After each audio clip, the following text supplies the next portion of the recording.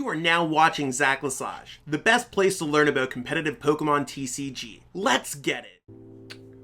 What's poppin' peeps? Welcome back to the channel, Zach Lesage here. Today we're going to be covering over the decks that did not quite make the top 10 list. The other decks in the format, decks 11 all the way through to 20.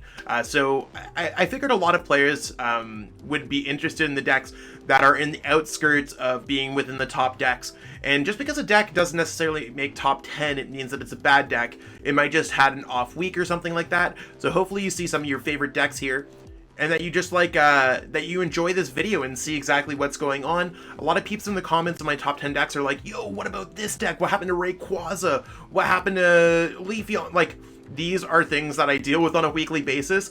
This is where those decks at. So we're going to see exactly how that goes. So we're going to be going from number 20 to number 11 to see which deck barely didn't make the top 10. So keep that in mind, and by all means, check out the top 10 decks if you haven't already. Let's jump into number 20. Starting off this list hot, we're going to be with Obstagoon. Obstagoon fell from number 6 all the way to number 20, and I know that Jake Gearhart out there is probably mad about it. No hard feelings, I'm totally joking. Jake's a huge fan of Obstagoon in general, and this deck saw a lot of play all the way to make it to number 6. I think a lot of players were experimenting with builds that could be Mew VMAX, because this is a dark-type single prize card attacker, and then players started experimenting with other builds. So if you watch the top 10 video, you'd see that Rapid Strike Malamar made it all the way into our top 10 list. So it is one of those things where Malamar has been that single prize card decks. And one thing that I did mention is that the single prize card decks almost function as their own category. So you'll see things like Decidueye, Obstagoon, Malamar, other single prize card decks just kind of all intertwining with each other, because a lot of the players who are playing these decks are playing kind of off the wall decks anyways, or more rogue decks, or they're into these stage 2 decks. So they all follow very similar strategies, rare candy, INTELEON lineups, or Obstagoon, like, you know what I'm saying? Like, it's very similar. The goal of this deck is to place damage counters on your opponent's Pokemon, and then hit with Merciless Strike to do 60 plus 90 damage.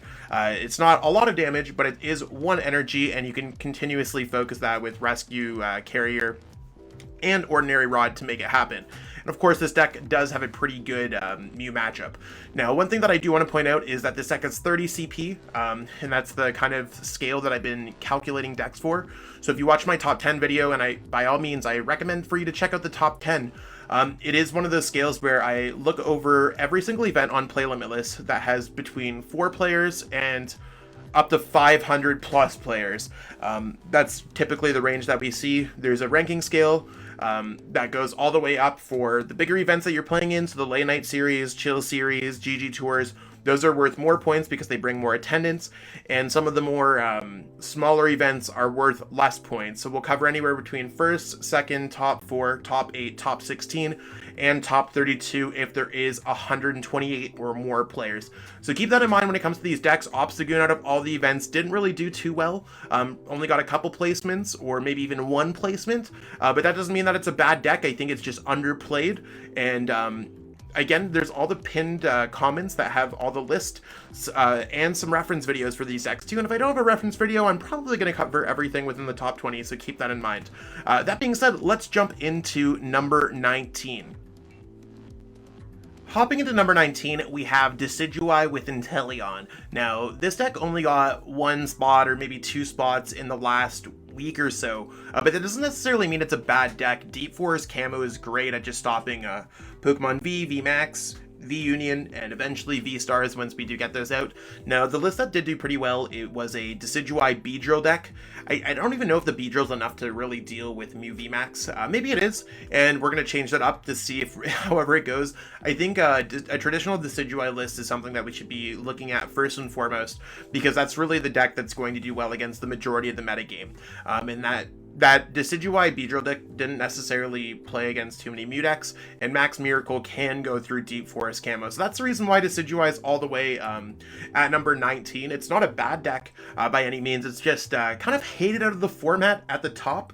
That being said, in the right kind of format, Decidueye can definitely waltz through, and when players are not expecting these Deep Forest Camo or even Zamazenta Dauntless Shield kind of decks, that's really when these decks see the most success. So keep that in mind as you experiment through the format, that Decidueye is a valid option. It has been a valid option since it came out in Darkness Ablaze, and these kind of safeguard wall decks have been pretty popular and successful throughout the beginning of time. So yeah, I think Decidueye is probably going to stay within the lower half of the top 20 just because of the way that it's designed, but that's what we got going on for this one. Shadow Rider CALYREX is the type of deck that has been seeing a lot of success in other formats, but it hasn't necessarily saw success in our new Fusion Strike standard format, so that's why it's sitting at number 18. One thing that I do want to bring up to everyone who's going through this list, you might see a lot of previous not available. That just means that I haven't necessarily covered the top 20 decks before, so now that I have this information, I can show you what it is for future weeks. So if something in our top 10 deck had a previously not available, it probably was in the top 20 overall, and these decks were probably within the top 20 overall. I just didn't necessarily cover all that information to see where their final standings were. That being said, I will have rankings for most of these decks going forward, and if it's a newcomer to the top 20, it's going to be previously not available, and that's how it's going to go. This deck just barely got more than Obstagoon and Decidueye. I think it's just because Mew is a better psychic type deck for the most part, and the same type of decks that counter Mew counter Shadow Rider. So I don't want to be like, think of this as a budget version of Mew VMAX, because it is a psychic type deck, but that's probably the best way to look at it, where it's just like, this deck likely isn't as good as Mew VMAX, and I say likely because I'm not entirely sure. Not a lot of players have been playing Shadow Rider, so we don't necessarily get the results that we regularly get. On top of that, Shadow Rider, I mean, it's seen success. It loses to dark decks. I think this build's really cool. Do I think that this deck can definitely go up? Yeah, I think this deck is probably like within the top 12 decks, if I could say one. So a higher half of the top of the how do I put it? The higher half of the lower top 20 decks. I think it's like that 11, 12, 13, 14 range instead of being this low. So it's probably just due to lack of play in general, but maybe seeing this list will give someone some inspiration to play at my late night series. That being said, I really like Shadow Rider. It's one of my favorite decks to play around with, and I do have a video coming out with this deck list this week, so be sure to check that out. It's much better than a number 18 placement, in my opinion. So hopping into number 17, we have Ray VMAX. Ray VMAX is that type of deck that I wanted to see a lot of success with at the beginning of Evolving Skies format, but it wasn't necessarily the build. Yakamaru was able to see a decent bit of success. I think they're really the only player who's seeing success with this deck, but the fact that a player single-handedly put a deck in the top 20 decks or anything like that is pretty cool if you ask me.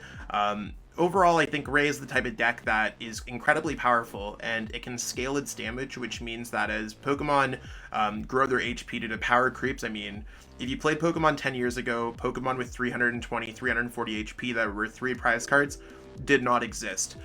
We still had basic Pokemon that had 70 HP and stuff like that that were evolving into their main kind of thing, right? Like, it's... We really didn't have these gigantic HP Pokemon. As we continuously grow and push the power creep forward with the amount of HP that these Pokemon have, I think that Ray VMAX is the type of deck that can properly scale its damage, and if the right cards get released, this deck might just be a little bit more powerful than players have originally perceived. So I'm going to keep up with Ray on the side. I don't necessarily think it's going to spike too much higher. I think it's actually probably a little bit lowly placed at number 17 here, and it's probably just due to players not really playing it, but I do think Ray is decently powerful if you want to give it a whirl. The cards have got a little bit cheaper. You make it a little bit cheaper on yourself as well. If you're looking to pick up some codes, you could use code Lesage5 at PTCGO That code's in the description, so by all means check that out. I don't know. I also covered this deck not that long ago, so if you want to watch a little bit more about Ray, be sure to check out that video on the channel. Looking at number 16 and falling from number 10 last week is INTELEON VMAX from Fusion Strike. So this deck is, it's one of those decks that I thought was going to be one of the best decks in format until I fully figured out and saw what this format had to offer. Basically, if anyone's wondering why this list is so low or this deck is so low, is because its damage output is incredibly low compared to other decks, such as Mew, Single Strike Urshifu, and other decks like Gengar. If you look at the decks within our current top 5, and I have the top 10 decks video out. I put them out every single Monday, so by all means check out that video so you can understand exactly what I'm talking about here. Mew has Meloetta and Power Tablets so that it could hit VMAX Pokemon for an OHKO. Single Strike Urshifu has Single Strike Urshifu VMAX that can use Gmax 1 blow to knock out VMAX Pokemon for an OHKO. Decks like Jolteon and Rapid Strike Urshifu are a little bit unique where they can get multiple prize cards per turn, but their damage output matches that, and they can be very quickly, kind of speedy quick, where they can pinpoint the damage directly and speed through games. So they can keep up the decks that do one-shots most of the time, but they're not doing as much damage, so that's why they're a little bit lower placed. Gengar, again, focuses on getting one-shots. Suicune Ludicolo focuses on getting one-shots. Ice Rider Calyrex, close to getting one-shots. So you can see a lot of the decks within the top 10 are getting one-shots. This deck is not getting one-shots. It's getting 1, 2, 3 shots. So if anything, it's too slow. It's getting ties in tournaments. It's getting countered by decks like Jolteon. It's getting OHKO'd by decks like Gengar VMAX. And I mean, it's really just not well positioned. So I think this is the case where the deck is very, very good, and this build is incredibly fun to play. I recommend that you give it a try, especially if you're playing like anything that's not a late night series or a GG Tour or anything else like that. But enough people are playing it. It is successful to some degree. I just don't think it's necessarily going to break the top 10 for the foreseeable future. 16 is particularly low for this deck. I do think this deck is in 11, or like maybe it could make top 10, but it's like a 9, 10, 11, 12 in my opinion. 16 by far is really low, but more players are just experimenting with other decks right now. Hopping into number 15, we're pretty much past the halfway point here for our lower half of the top 20 decks. It's Victini VMAX. Now, Victini VMAX is really the brainchild of Lesage, who's been seeing a decent bit of success with this deck when they decide to pilot it. I think that this deck gets hard countered by a lot of the format. Mew might just be a little bit quicker. Maybe the Crushing Hammers and Fan of Waves are enough to keep up with those decks. I just find that there's between Suicune, Ice Rider, there's enough poor matchups out there that Victini struggles. However, this is one of the better decks. The fact that it's at number 15, I truly think that this deck could be a 10, 11, 12 kind of era deck. Obviously, I can only say that about so many decks, but I think all those decks kind of rotate depending on the amount of play. You can see that this deck, again, it's probably not bad. It's probably just seeing a lack of play, and it falls into that underplayed category with Shadow Rider, Ray, and INTELEON, that I think if more players played it, we'd see more success. The strategy of this is max victory it up. You're going to be using Boss's Orders, Crushing Hammers, Fan of Waves, Pokemon Catcher, really just knocking out the Pokemon you want to bring up on your opponent's side. I almost think that Victini could do a little bit better, because if you're able to get set up quick enough, you can kind of outpace Mew. The only issue is that if Mew ever gets a one-shot on Victini and you don't have a way to follow that up, they're just going to gobble your deck alive. And I think Victini VMAX is just slower than the aggressiveness of Mew and other decks in the format. But by all means, it is a valid deck, and it is the type of deck that I do look forward to covering in the channel in the Fusion Strike format to show you exactly what's going on, see where the successes are, see where the struggles are. So stay tuned for that one. It's definitely on my whiteboard. I say that for a lot of decks, but it will eventually make it through there. Hopping into number 14 and dropping all the way from number 8 is Ice Rider CALYREX VMAX with SUICUNE. Now, this deck was only able to get 90 CP, and I think it's just due to being the worst version of Ice Rider CALYREX, or the version that saw less play than the normal Ice Rider CALYREX. So I think when decks kind of splits into being a Suicune Ludicolo deck, an Ice Rider CALYREX VMAX deck, or an Ice Rider CALYREX VMAX Suicune deck, that's really where they lose a lot of their points. So it could have just been a point where players were playing this as the dominant build. They're like, oh, you want to know what I saw Azul do really well with the late night series? Zach followed up, played at a tournament, made top cut with Ice Rider. Lesage did really well with this deck. You want to know what? That's the better version. We're going to play that one. Sorry, Suicune version. You're going to see less play. As other players kind of don't necessarily notice that, and they continue to play this build, or maybe this build falls out of favor with the current metagame, with the amount of Jolteon that's seeing success, or anything else like that. I think that's where this deck still gets some placements, but it's really the casualty of being split into an Ice Rider CALYREX straight up build and an Ice Rider CALYREX Suicune build. So keep that in mind. It's not a bad deck, and that's probably why it dropped so far. because players are very quick to give up decks, and I say this a lot, but I don't necessarily say it a lot on the channel. You can only play one deck at a tournament. I mean, yeah, there's some people who are going to make some jokes about some things, and some players try to attempt to play different decks in tournaments or change their deck up. But what I'm trying to say is, if you're playing in a Pokemon tournament, you sign up with a deck list, that's the deck list that you enter in with. You can't play Rapid Strike Urshifu and Ice Rider CALYREX. You can't play both versions of Ice Rider CALYREX, straight up, and Ice Rider CALYREX SUICUNE, right? So when you're locked into a deck list, obviously, like, that result cannot change. So again, some of these decks are down here due to lack of play, and I think this one is really just the other Ice Rider version seeing much more success. People are seeing that success and kind of dropping this build off. Number 13, we're getting very close to the decks that almost made top 10, and I think that this build of Rapid Strike Urshifu VMAX with Melony was very close to making top 10, although its own other variant of Rapid Strike Urshifu Moltres kind of snubbed it out. That deck did make it as far as number 4 with 610 CP, so you can see where the success level of decks is. This deck doesn't have a very good Mew matchup. This deck very struggles with Mew, and Mew at 1770 CP is the deck that sees the most play at most tournaments because it's the most successful deck. It kind of all plays a part, and when you get a deck that's doing so well and everyone's playing it and it's always still doing well, that's really where a deck like this is going to learn to struggle.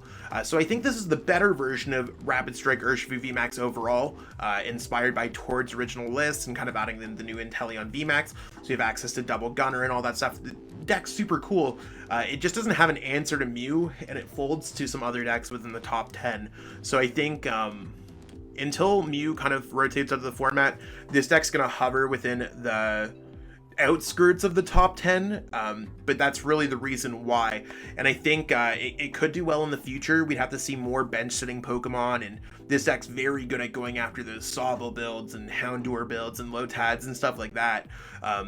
Whereas the Galarian Moltres is just very good against Mew and is a worse Rapid Strike Urshifu deck, in my opinion. But right now, we're not at that point in the metagame, and I think that this deck is going to probably stay here. If anything, it could make number 10, but I think it's just going to be kind of just on the outskirts. Hopping in at number 12 and almost at number 10 is SYLVEON VMAX. So this deck, again, did not make top 10 last week, and it was very similarly placed. I think SYLVEON was pretty good at the beginning of the Fusion Strike format as players were still figuring it out, and Galarian Moltres was okay against Mew, and I mean, LEAFEON was still really up there, so Blaziken VMAX was pretty good against that, and Rapid Strike was good. Like, you could choose the right Pokemon against the right matchups and do okay. I think this deck has kind of fallen because it's a little bit of a cluster of everything, and it's not necessarily as good as other decks at doing it. So, for example, Gengar is a much better dark deck than just playing a Galarian Moltres VTech. So you have a much better chance of beating Mew than doing that. So if you play against Mew with this deck, you are unfavored still. Regardless if you have the Galarian Moltres V, you are unfavored.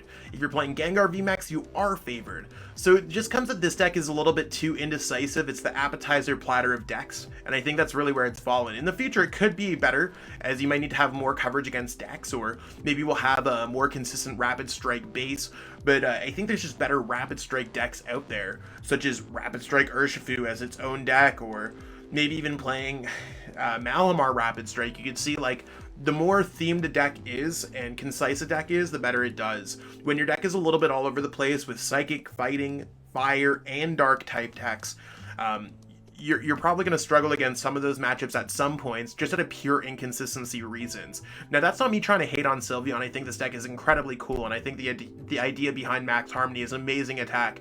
But until we have a way to abuse Max Harmony, I think SYLVEON VMAX is just kind of outside of the top 10 decks. I think it's always going to be relatively high as long as it continues to see play.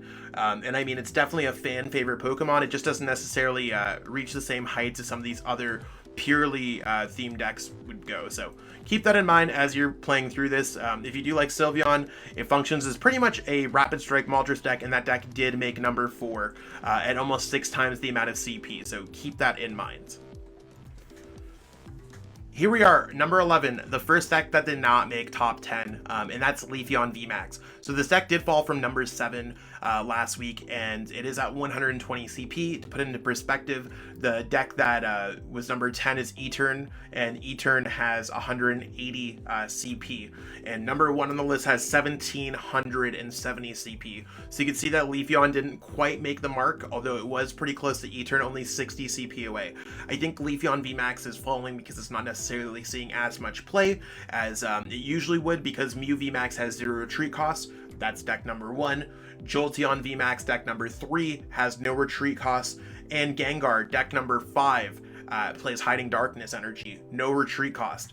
Beyond that, and just other natural struggles that this deck might run into, such as a Victini at the bottom tables or something like that, you could really kind of piece together how it could go, and some matchups are closer. LEAFEON VMAX is not really well positioned in this metagame. I thought it was going to be way more neutral, but as of right now, there's too many free retreat decks in the top decks, and there's too many other just like random counters. Like, you wouldn't want to run into a Malamar Rapid Strike deck with this, because you don't really have a great way to draw multiple prize cards. Sure, you're going to do well against E-Turn, and you're going to do well against some other decks, but really LEAFEON VMAX is just not really where it once was in the metagame. And if you're a LEAFEON fan, trust me, I was a LEAFEON hater that grew into a fan. It's just not where it's at. Could this deck jump to number 10? Yeah, by all means. And maybe there's going to be a new LEAFEON Moltres version. I've seen LEAFEON Beedrill. I've seen a lot of players experiment with this particular deck.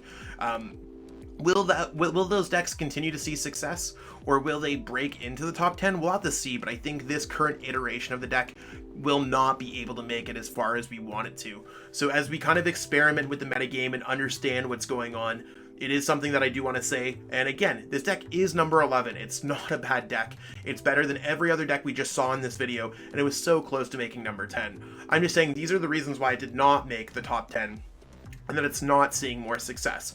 Again, all of these lists are in the pinned comments, so you can copy and paste them into PTCGO. Maybe you're not a top 10 deck player. Maybe some of these decks are a little bit cheaper or a little lighter on your budget. There's usually reference videos for most of these decks too that I've covered, and if I haven't covered a reference video for a deck within the top 20, just know that it's on my list as well. Feel free to let me know if there's any that you want to see in the comments, or maybe one that you want me to recover as the list has kind of changed. If you are missing any of the cards for these decks, you can always go to PTCGOstore.com, use code Lesage5 to save 5% on your next order. That's in the description as well. Well, that's what we got going on for this video today, peeps. Hopefully you enjoyed seeing the decks that didn't quite make the top 10 and understanding where more of our metagame lies, because I know a lot of y'all are in the comments being like, yo, whatever happened to that Victini deck? Why didn't Victini make top 10? Well, these are the reasons why these decks did not make the top 10, or the reasons why they're so close, or maybe they'll make it in the future. I hope to kind of continue this on. I'm not sure on the format that I really want to cover, so maybe if you want to give me some comments on how you'd want me to do, maybe Monday I cover this video first at like 10 o'clock in the morning, and then maybe I cover the top 10 decks at 2 o'clock in the afternoon, so everyone's ready for the late night series. I'm not sure. Let me know what you want to see, or which order you want to see. Maybe you think it's cool that I did the top 10 and then I did the other decks afterwards. I want to give people the best information, and I want to make sure that it's that I continue just to grow the channel and really take in feedback and become the best content creator I can be.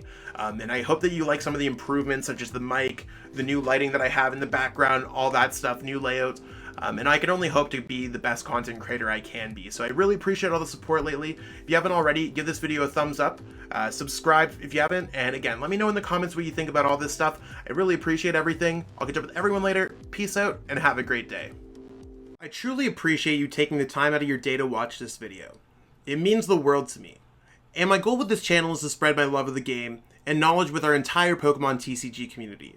If you haven't already, help signal boost this video to other Pokemon TCG fans by liking it, sharing it with your friends, and subscribing to the channel. Hopefully we reach our goals really soon. Check out this recommended video, and have yourself a great day. Thanks.